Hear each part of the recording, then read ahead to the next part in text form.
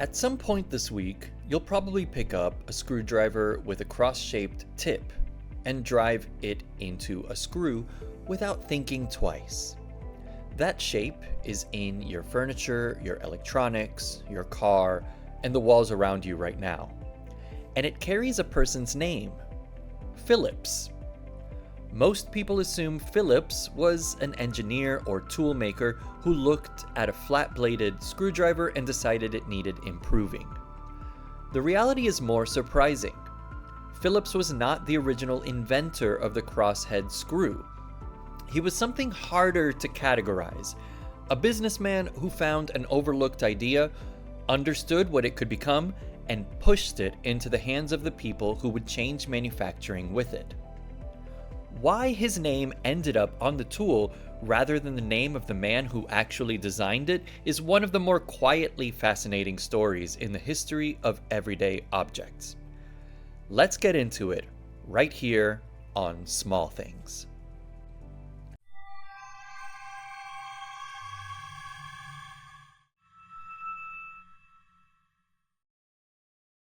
A cross, a name, a question.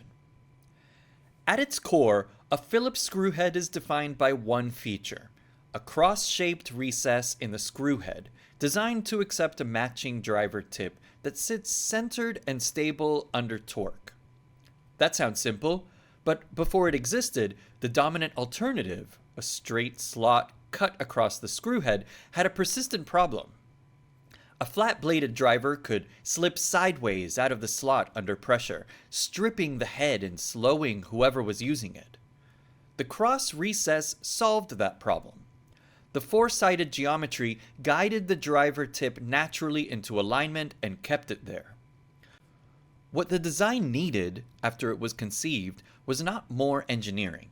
It needed someone who understood how to move an idea from a workshop bench into every factory and hardware store in the world. The idea that almost stayed hidden. It did not begin with Henry Phillips. It began with a problem on the assembly line. By the early 1930s, American manufacturing was moving at a speed its tools had not caught up with. The automobile industry was building cars on moving production lines where workers had seconds to fasten each component. The slotted screw, which had served reasonably well for centuries of handwork, was a bottleneck. A driver that slipped out of the slot wasted time, damaged parts, and frustrated workers trying to keep pace. An inventor named John P. Thompson had designed a solution. Around 1932, he filed a patent for a cruciform screw recess whose angled walls would guide a matching driver into the center of the head and hold it there. The geometry was elegant, but Thompson could not find a buyer. The manufacturers he approached were not prepared to invest in the new tooling the design required to work at scale. Thompson's ideas sat unnoticed, at risk of the quiet death that ends most patents. That is where Henry Frank Phillips entered the story. Born in Portland, Oregon in 1890, Phillips had trained in business and law. He had a particular skill. He could identify the gap between a good idea and a good business, and he understood how to close it. When Phillips encountered Thompson's patent, he saw what Thompson had not been able to communicate. This was a solution to one of manufacturing's most persistent frustrations, arriving at exactly the moment when the people with the production capacity to adopt it were most eager for an answer. Phillips acquired the rights, refined the specifications, and filed his own patents. Then he went looking for a manufacturer willing to build the machinery to make the system work at volume. The American Screw Company agreed. The crucial step was not the design, but the tooling.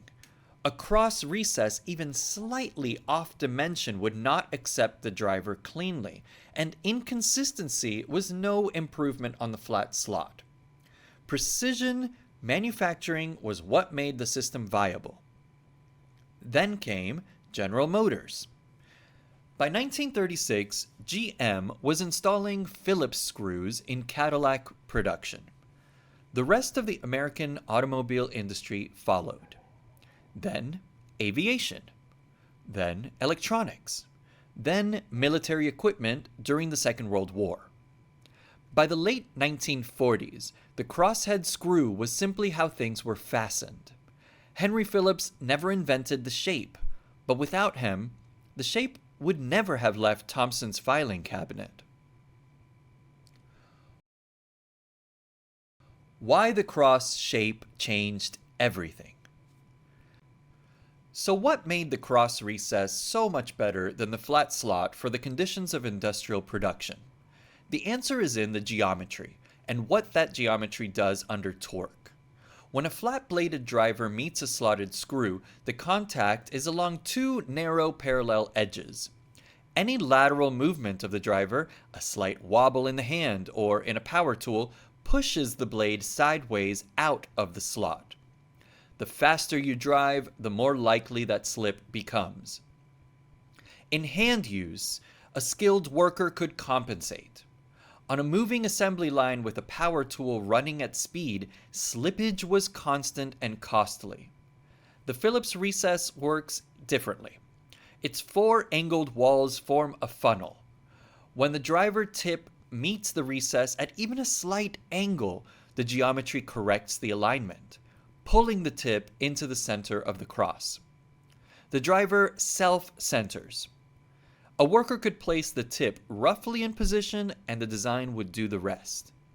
That self-centering action was the property that made the Phillips system genuinely revolutionary for high-speed assembly. There's also a subtler mechanical advantage. Because the driver engages four walls rather than two edges, the torque is distributed across a wider contact area. More contact means more force transferred to the screw and less force lost to vibration, slipping, or the driver riding up out of the recess. Under hand use, the difference was noticeable. Under power tools, it was dramatic. The deeper reason the design succeeded was not just that it worked better in isolation.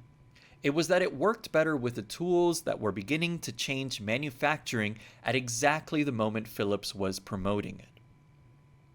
The rise of the pneumatic and early electric screwdriver in the 1930s and 1940s amplified every advantage of the cross recess and exposed every weakness of the flat slot. The two developments arrived together and reinforced each other. The Phillips screw was not just a better fastener, it was a fastener designed for the future of manufacturing, introduced at the moment that future arrived. The flaw that was actually a feature. The most common criticism of the Phillips screwdriver today is cam out, the tendency of the driver tip to ride up and out of the recess under high torque, stripping the head and making the screw difficult to remove. What most people do not know is that cam out was not an accident. It was engineered in deliberately. The original Phillips design was intended for assembly lines where the risk was not under-tightening, but over-tightening. A screw driven too hard into sheet metal or soft materials would strip the material or snap the fastener, causing damage that was expensive to fix mid-production. The cam-out behavior served as a built-in torque limiter. When the driver reached the designed maximum force, it would ride up out of the recess rather than transmitting further torque. The screw would be fully seated. The line would keep moving. This was, in the 1930s and 1940s, an advantage. Workers using early power tools had no reliable way to set a torque limit electronically. The geometry of the Phillips screw provided one mechanically.